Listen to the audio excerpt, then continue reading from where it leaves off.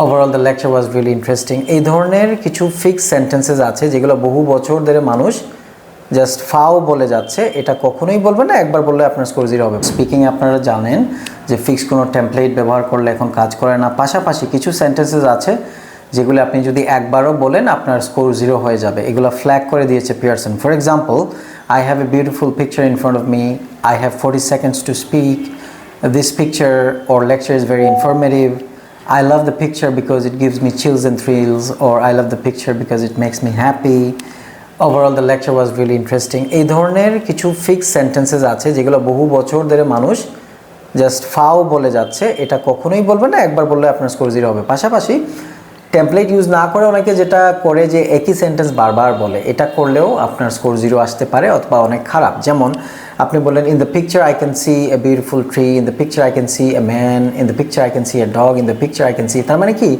আপনি একই সেন্টেন্স যখন বারবার বলবেন হিউম্যান এক্সামিনার এটাকেও ফ্ল্যাগ করে দিতে পারে। সম্ভাবনা পারে না, সম্ভাবনা খুবই বেশি, 0 অথবা মিনিমাম স্কোর আসবে।